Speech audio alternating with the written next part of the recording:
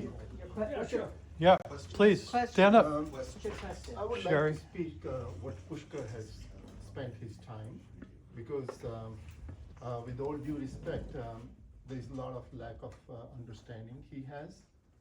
I'm a lot more mature than him. Sherry. I've studied history a lot more, and I would like to tell him and educate him a little bit about India's history.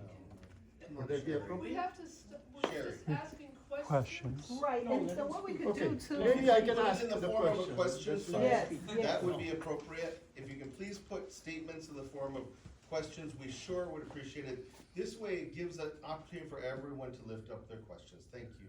Okay, this is the first time in my life I've come to this kind of forum. I came with a very pure heart that something is being done to improve our lives here as a community and multi-faith, because I'm a cricketer. I have been playing cricket 20 years in Chicagoland area. I have people from all faith, Christians, Muslim, Hindu, Sikh in my team, and we have been playing for a long time. So I'm a very diverse, experienced person.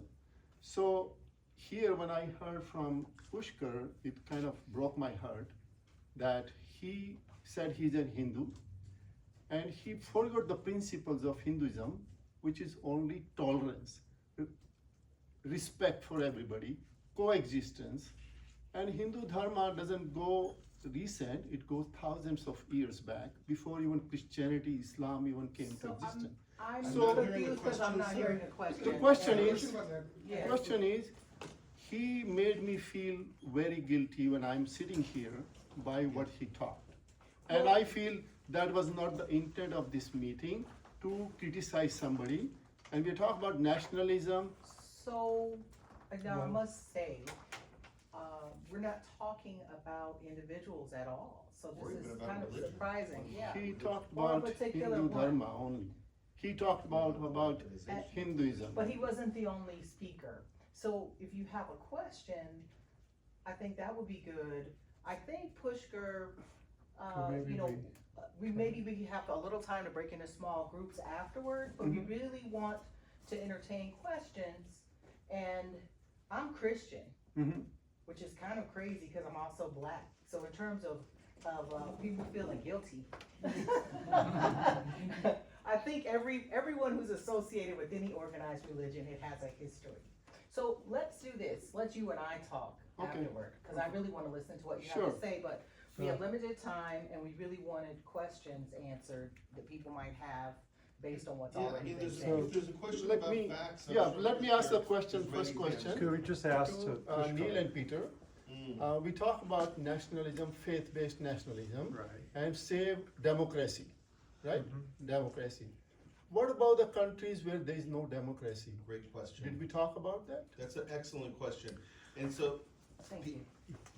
I can respond to you, want to respond, I mean, my Go response ahead. may be slightly different. That's an excellent question, and we can name all the countries that are considered partial democracies or entirely autocracies, can't we? There are some, Saudi Arabia for me is an autocratic country. We may disagree with that, but there's no church there, there's no freedom of religion, and there's legitimation. Well, this is our tradition, of course, but it's also not a democracy.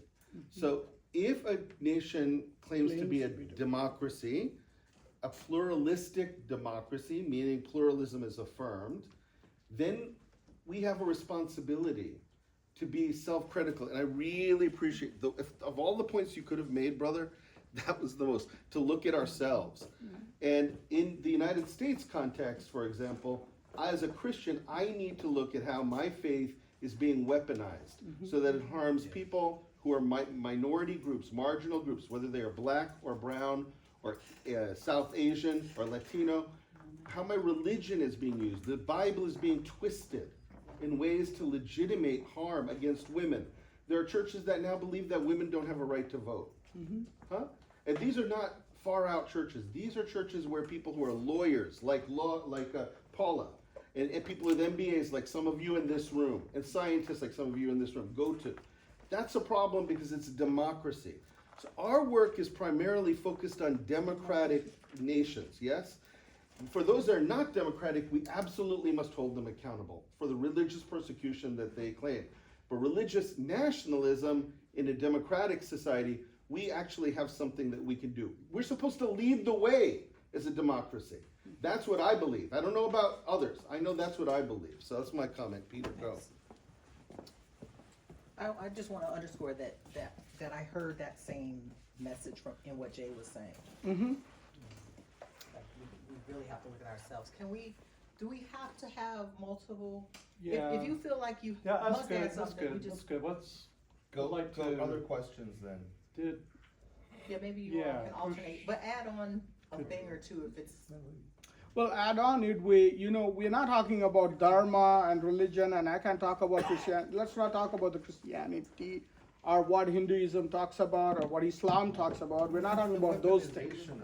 When we are talking about how we are using our religious principles into way of protecting the majority community's interests is what is on the table. We're not talking about which religion got the right dharma, who has the legitimate, what kind of history we have. That's for another day. Or all committed to peace. Of course. We're Exactly. committed to peace. So I think that's what I just want to add onto the table is how are we using the divine text in a way that we are excluding our own people and claiming exclusive rights based on a majoritarianism, which actually our own religions condemns that.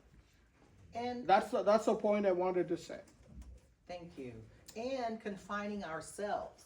Because I'm the person who I'm the child of someone who wanted to be a Catholic nun and a Baptist preacher. One of my parents worked for a Muslim newspaper. I studied Eastern philosophy and religion in college.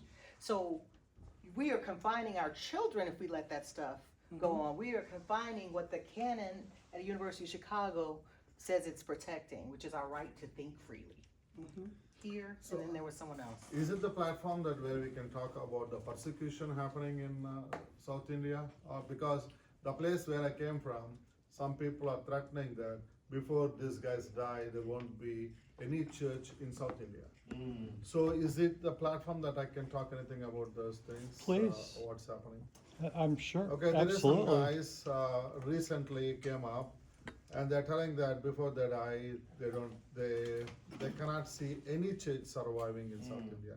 Especially I'm from the state Andhra Pradesh, and these guys, some of them are called Karnakar Sugana, and what's that other guy? Lalit Kumar, and Kashaya Radha Manohar Das, going onto the churches, spoiling the events where we all know what is a VBS in the summer for a small children, where we want to teach them the principles of loving your neighbor. That's the only concept what we have in our VBSs, loving your neighbor and sharing the good news.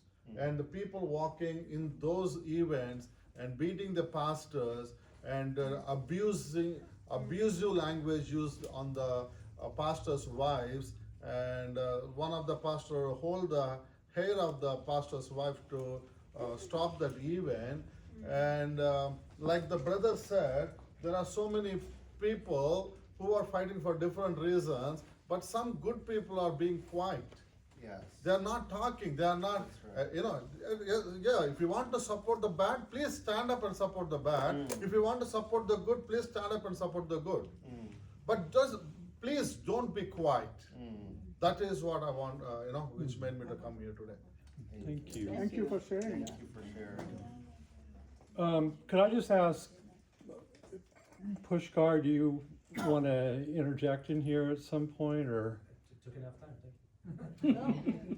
Yeah, okay. Okay. So, other questions then? Here. I had a question for Yeah. Peter Cook. Mm-hmm. So you took 3 countries for when you were Mhm. giving an examples of the religious nationalism, Mm-hmm. United States, India, and Israel. Are there any other countries that you think you should have taken but not taken? Oh yeah, definitely. So Hungary, for instance, is a total Christian national state. They have tried to really shut down their universities and have really engaged in kind of a purging of curriculums there. And that individual has come over to the United States and shown up at Christian nationalist events like CPAC here in the United States. And so it's kind of really trying to impose a Christian, his vision of a Christian nation, which really suppresses speech. So there are Christians there who feel very afraid to speak up. Or we could talk. While you're Nicaragua is another one. also loan some legislative language, almost word for word, to Texas, to the state of Texas. So we're seeing, Lots of crossover there. And when this gentleman was speaking, when people don't speak up in any parts of the world is small. So what's happening one place affects, like I said, you see the actual exact language show up in legislatures here, so. I agree with you on that. Yeah, May- there are more. May I recommend you to also consider reading about Bangladesh, what's happening in Oh, Bangladesh? yeah, absolutely. Please do read about that, Or please do Pakistan. talk about that as well. Yeah, And Pakistan too. yeah. Yeah. So people talk about India, So let's which I make can sure see. other folks who have questions can ask, and then we'll come back if there's time. Okay, that's fine. This lady. Yeah. So thank you again for putting this event together. It's really eye-opening, and obviously I'm not part of a Christian faith, more from the Islamic faith. And I think one question that I do have maybe for Pushkar or really anybody else that was going to answer on the panel is, it seems like there's some sort of impending doom coming up. You mentioned a couple of years, or maybe one of the speakers mentioned a couple of years, but we're not really seeing that in our community, right? We're not feeling the sense of urgency that all of this is going on. So how do we actually come together as a bigger movement? I mean, I think the grassroots aspect is really helpful, but how do we come together as a bigger movement? And maybe going back to the covenants as well, maybe we didn't cover this, but the idea of brotherhood and sisterhood. Like, all of these things are happening, but we always say, well, they're not part of our community, they're not part of our religion, but really missing the humanity that we all share. So we actually have a lot more in common than we don't, and I think we forget that, and then people are, particular people are dehumanized, and that's how they're targeted. So how do we actually come together where these things aren't happening in our own backyards, but also really globally as well? Can I add two more lines to it? To the question, I think it was pretty clear. I'd like to say that we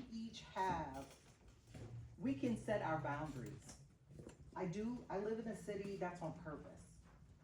The University of Chicago, students at the encampment, I was over there at least every other day. They are my children. That's the position I take. So when two of them were kicked out of school, I helped deliver petitions, and I know them. There was a demonstration after students had been kicked out at the war manufacturers on campus career fair, and they were lovely and hilarious, yelling through the window. Everyone was masked except for myself and a clergy person. But I said, what's going on? They told me, and I'm like, I'm here with you as long as you're out here doing this today. So it's kind of, you set your own boundaries. If students are getting kicked out here, I'm there. If somebody calls me, I'm coming. Because all of this is our country. All of these students are our future. I have a question directly for you, because you and the other gentleman talked about the University of Chicago. ISCVE has made 500 presentations to universities and 80 police departments. I witnessed them, I've seen it, I've heard of it. Have you seen that at the University of Chicago? What is ICV? What is that? What is it? It What's is the ICV? I'll give you, it comes out of Georgetown University by a person called Ann Specker. Okay. And she has interviewed over 150 terrorists and interviewed them and videotaped them. And she works, and she did this on a grant from the Department of Defense and the Department of Justice. So, I'm glad you and he are speaking about this, but have you seen that presentation, which was given to over 500 schools, 80 police departments and the schools attended it? I think you should go and see that before you make your presentation. If you haven't seen it, I'll be glad to forward it to you. You can forward anything to me, but I'm also sophisticated enough, as are everyone in here, to know that the word terrorist is incredibly politicized. You know, one person's freedom fighter is another person's terrorist. I don't have any idea of this woman. Does anybody else No, I know? never heard of them. No. Yeah, so, So please feel free to send it to me, but I'm not familiar. They made hundreds of presentations. Some data which is good for you to know, so that, you know, it opens up, you know. that's great. Our thought process. Sure. So there is Yeah. nothing wrong in That's it. why Nothing's I wrong think Because like that's why I would for send it to me. example, I come from a country, you know, I'm from India, and I have lived in 6 countries. 4 countries were in the Middle East. So I have seen ground conditions. I was caught in the invasion of Kuwait. Okay? The community that helped me come out of Kuwait is a Bohra community. Have you heard about the Bohra community? Yes. One of the finest people I've come across. Yes. But they're totally different from the other Islamic religious followers. Totally different. They're Shias. But the way they organize, the leadership, and the way they came out of Kuwait, the way they helped others, it is unimaginable. So it's not that all, even a small percentage in Christianity or Islam or Hinduism is a big number. Whether it is 2% or 3%, it is very harmful. Common people like us get affected and get sucked up into it. That's right. Today, we Christians, my brother in Chhattisgarh, we are being massacred. And 98% of my friends are Hindus. One of the finest people I've come across. Even today, here, my friends are Hindus. But in Chhattisgarh, in UP, and in Orissa, hundreds of churches are being destroyed on a day-to-day basis. I can never believe Hindus can do this, but it's political. Manipur, it's political, sir. Today, everybody says that Christians are trying to convert people. But Christians are there since 50 to 80, when St. Thomas came to Kerala. Today, you look at the educational aspect, you look at the hospital, you look orphanages, you look universities. Christians have played a majority role in the educational aspect of India. And today, a person like Mother Teresa, whom we revere, you are telling her that her job was to convert children. They forgot that there are small children who are put on the doorstep of her institution where nobody wanted them, I have a question. right? Okay, So, go ahead. I understand all these things. I know that emotions are too high, and it's gotta keep it down a little bit. But the thing is, where do you go from this? I spent 3 hours in listening to this, which I read it, personally. So what is the goal of you? What's the next step? I think, go. Did I go. try? Okay. I'm sorry if I was No. wrong. No. It's okay. I have a would- great experience with Yeah. all communities. I have good friends Yeah. from all communities here in Chicago. Yeah, We I know. enjoy a great time together. And I think everybody here has that. I am Correct. too. I am a second generation Christian. My father's side is all Hindu, okay? So I am a convert child of, so I understand that, having not, have exposed to my cousins, who are Hindu. So I'm just saying, it's a personal thing, because salvation was a big thing between the two grandpas, who is Christian and Hindu, to know who is right. So I understand, I fully understand this, but what I'm trying to know is, what are we doing here? Like, I wanna know. So I'm gonna try. Yes, please do. Okay.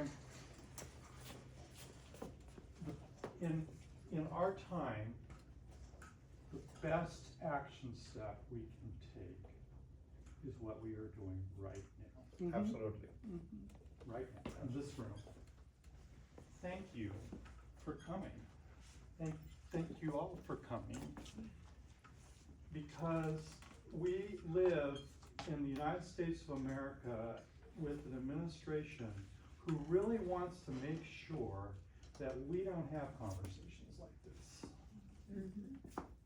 This is threatening what we are doing here, listening to one another, having a conversation, building relationships. I can't tell you, as we do these exercises, the fear levels that people have just to come to break bread together to have a conversation. So don't treat this lightly, and it's messy, but we have to be in the mess with each other, and we can't hide behind our phones and do the social media thing and all that stuff. You know, there's a guy named Robert Putnam. He wrote a book called Bullying Alone. Okay? What Robert Putnam says is that prior to COVID, we had more communal texture with one another. You know, there was, you know, some kind of connection. People would go to the bowling alley, you know. You'd have civic groups. I mean, they were starting to see some deterioration. But COVID had the effect of putting us on our houses, putting us behind our screens, and separating each other. And it's in that environment that we got Donald Trump. Because he knew how to capitalize on this division and how to use social media and how to do this. So this is a prophetic act to be in presence with one another, and we need to do this often, as scary as it is. We can't go back to old interfaith dialogues where we all sit around and have this lovely conversation, but we don't really talk about anything of substance. One challenge I would have for each of our churches or synagogues, or mosques or temples, whatever it is, can you talk to your own people? And can you agree that my religion is not a weapon? If you can agree with that, are you willing to go in front of your building, even if we disagree with politics, even if we disagree with how we get to the end, and we say we are committed to that. If people are committing violent act, harm, harassment, rape, withholding resources, that is not who I am. If some of them are doing it, that is not who I am. Do not define me by that. Do not define my religion that way. I have a vision. If we do that as a public witness, it causes us to actually live into it and say, why, Pastor Avni, why is your church? I'm a Hindu. I support some things my government's doing, but I may not like how we've gotten some of our policies, and we can disagree what's happening. What do you understand of what's happening in India? And I'm going to tell you what I think is happening from my perspective. What's happening in the U.S. I want you to talk to me about what's happening in the U.S. Let's keep talking, but can we at least agree on that much? And to do it with meaning rather than just to say it. I mean, we have to start somewhere. We have to come up with our positive values that we agree with and commitments, because we're not living in India or Palestine. We're living in the United States, right? With friends, family, allyship in these other countries. That's just looking for positive values, keeping the conversation going, as Peter said. But can we make a commitment that my religion is not a weapon, and not to do it like this, but to thoughtfully get to the place. And it may take time to come to that place, brothers and sisters. It's not so easy. There's more, but So there's more, you know. but I'm just going to step in. My name is Paula Roderick, and I am a member of Broadway United Methodist Church in the Northern Illinois Conference. And one of the reasons why we're here is our conference voted. We decided after debating whether or not we wanted, as congregations, to talk about religious nationalism, to not be afraid of it. And part of that, I'm gonna get emotional here. There are times in the past few years, particularly because I do advocacy work around Palestine, where I have heard people say things that make me cringe and ashamed that I am Christian. When the church in Charlottesville was attacked, it was attacked by a white Christian. I cringe that we share Charleston or both. right, both, but I'm sorry, I cringe, right?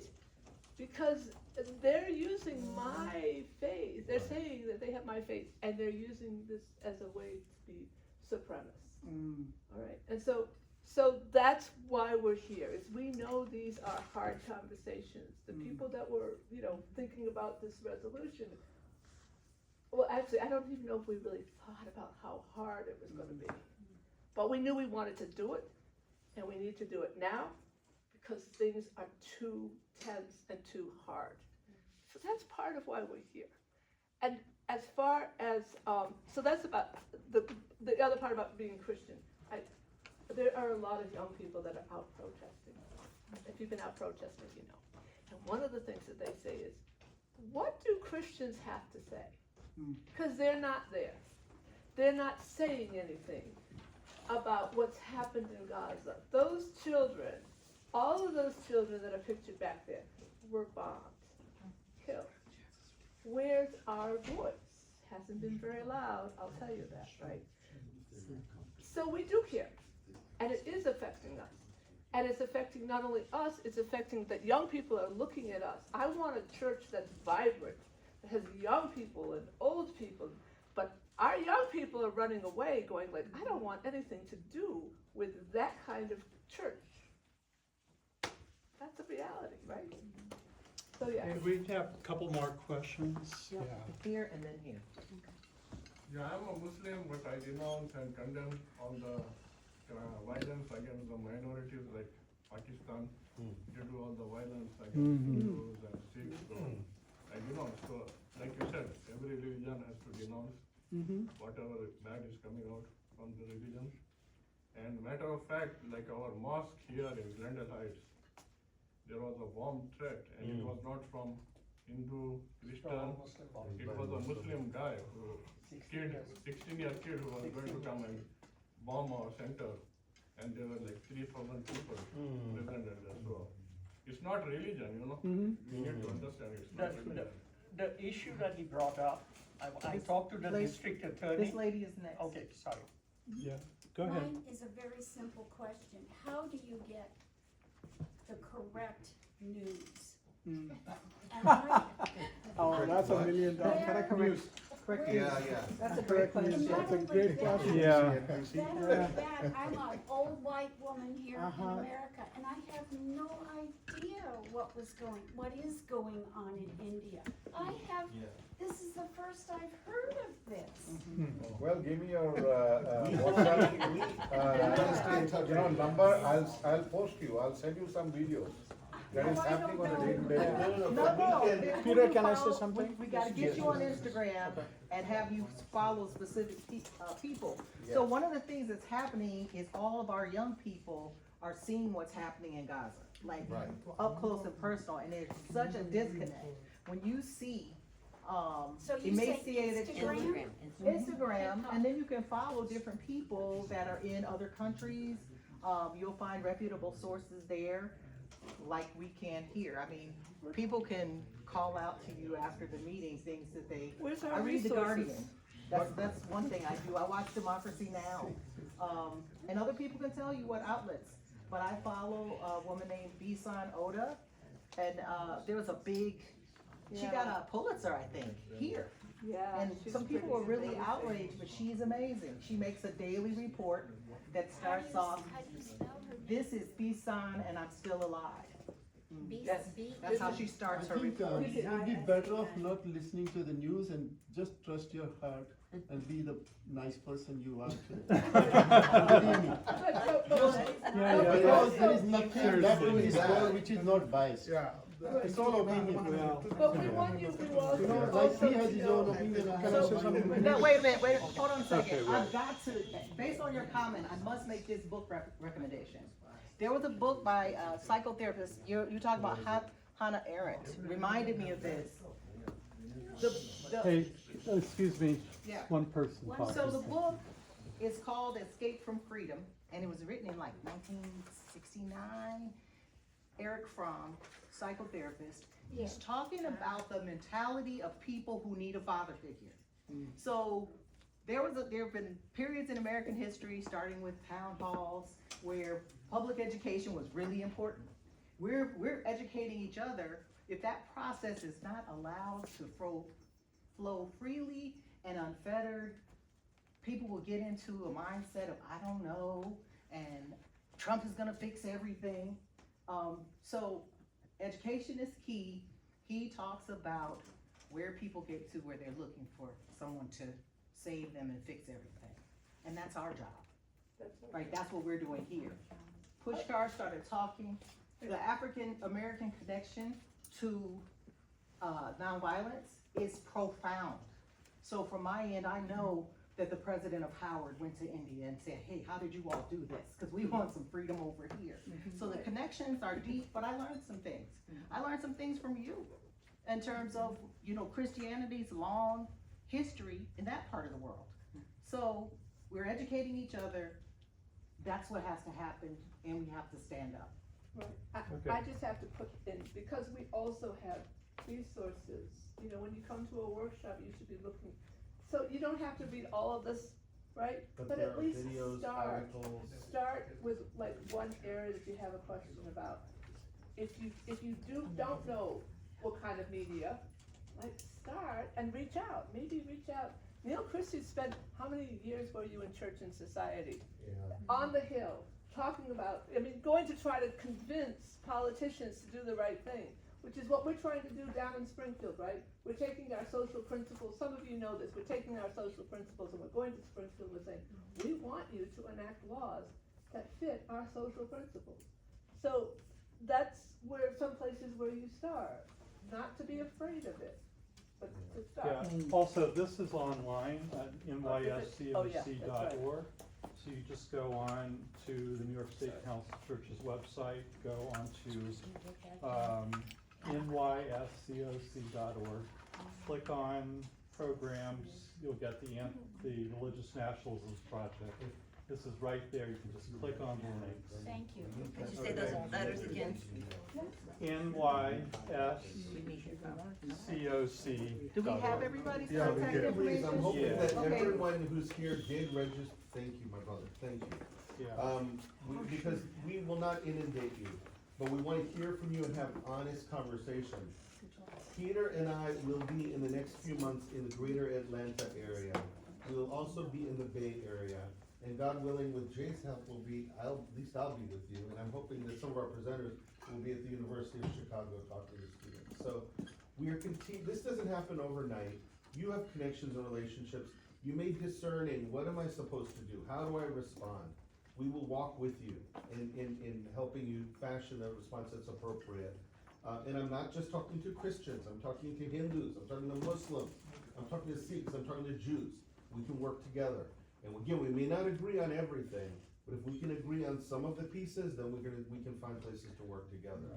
Did you ever heard the conference happened a few years back in Chicago, dismantling global Hindutva? So we had Push said, around, yeah, right. Lots we going. said that those were the last couple of questions, but I don't know if it was said clearly. But how about we take two more questions, there are people back here who haven't spoken, and then we can talk a little bit as we clear the tables. We can clear it up, and people that wanna stay around. Yes, If you want to absolutely. stay, we're here. But If the church will let we us. just Absolutely. take two more questions. Yes. Pushkar has his hand up. Well, then that'll have to be No, you brief. don't. These two people. Oh, have- okay, these This gentleman had his hand up. Right, and then this lady. As a senior citizen, as a retired pastor and an old advocate for social justice, University of Chicago Divinity School in 1968, I was in the civil rights movement. It's a sorrow to me that the National Council of Churches has lost its power in a secular culture.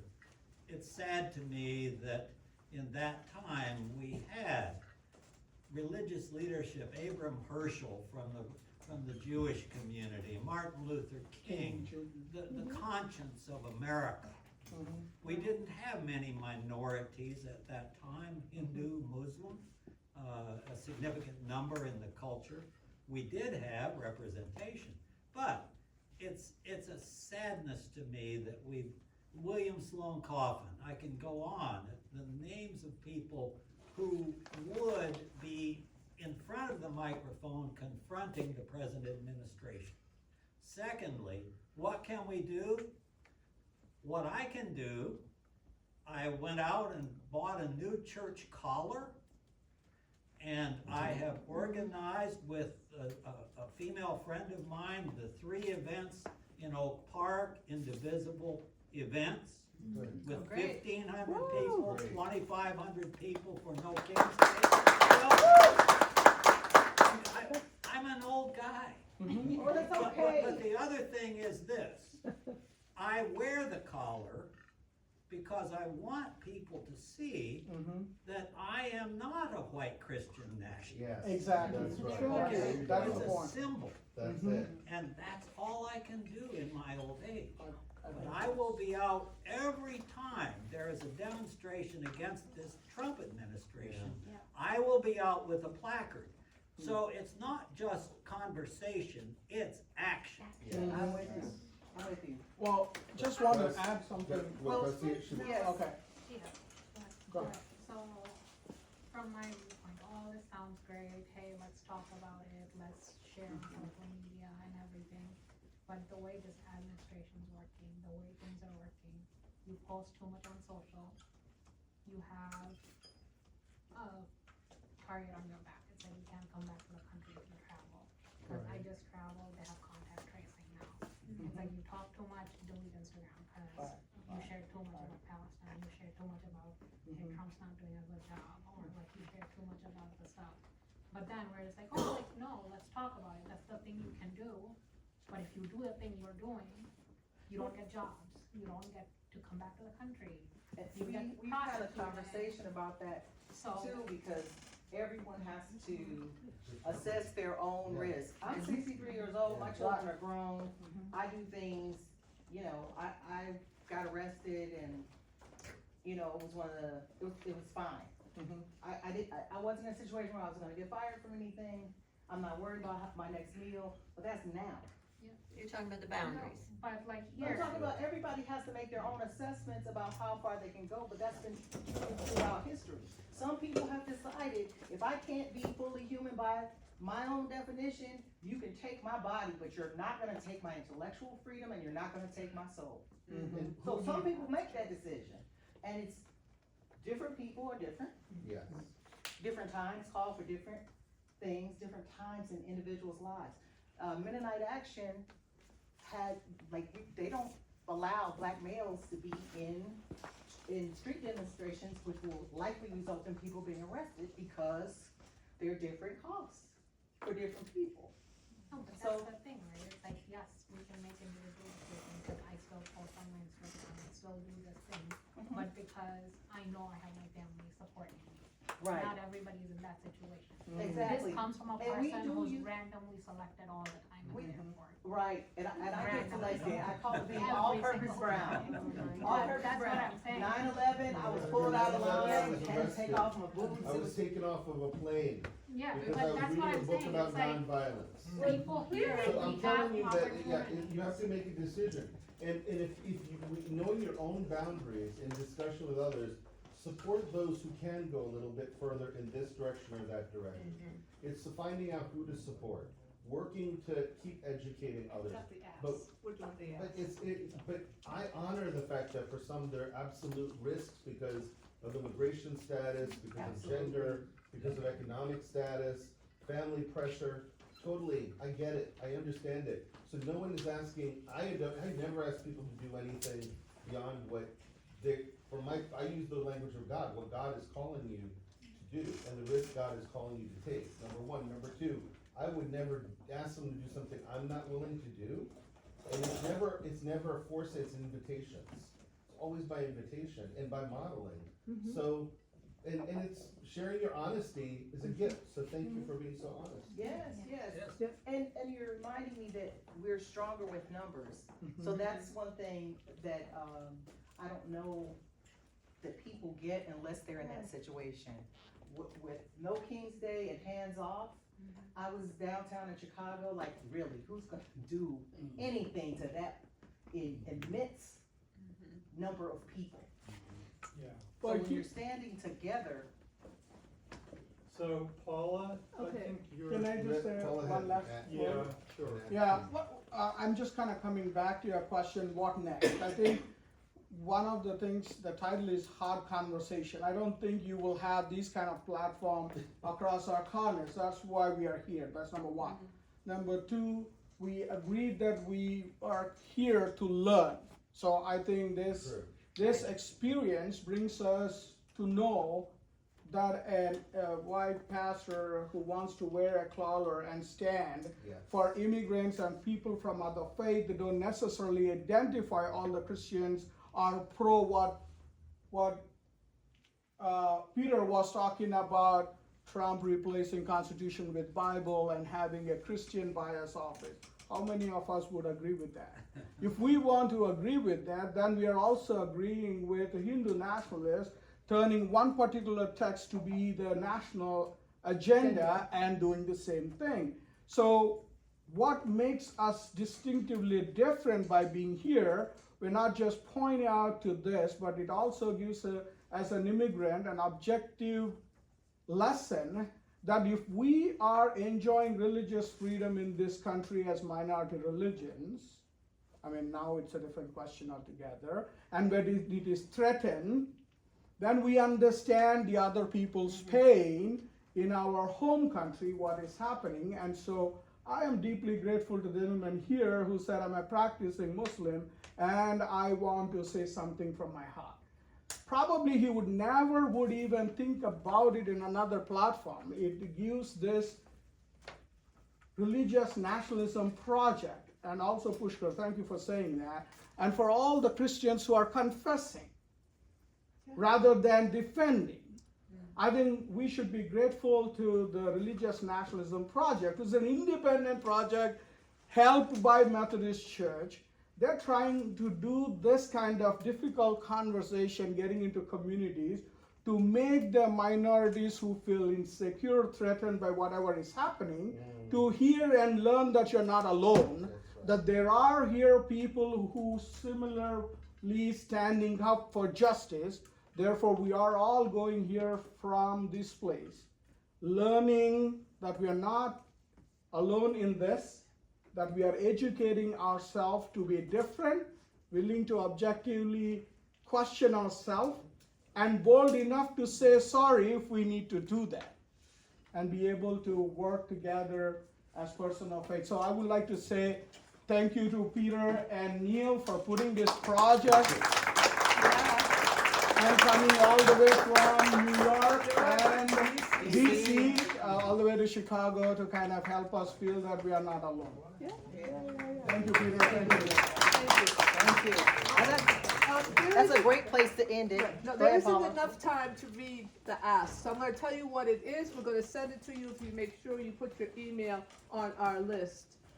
2 weeks ago, there was a press conference. Reverend Jane Easley, Chicago Temple First United Methodist Church, and CIOGC called on the community to take action with respect to Gaza. And they had people speaking from Med Global about what was happening with the children in Gaza. They had an imam, they had Reverend Jane Easley.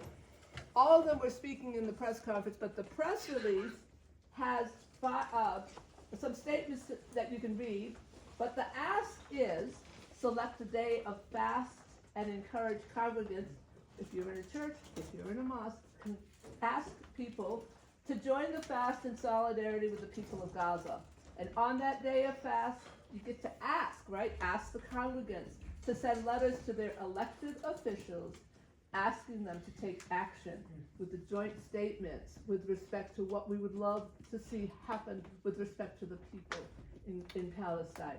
And 3, make this fight to stop the starvation in Gaza the regular subject of worship services. If you are not talking about what's going on, then you are complicit. So those are Thank the you, acts. Paula. Yeah. If you were, we have a request. If anyone would like to be in a group picture, we invite you to be part of a group picture. We understand some may not be comfortable with it. That would be fine. If you're one of those people, you may want to take the picture. But those who are interested in being part of a group picture, I know that Peter and I, the Religious Nationalism Project, we would sure appreciate it. Okay. The video will be made available to you all, along with notes. And so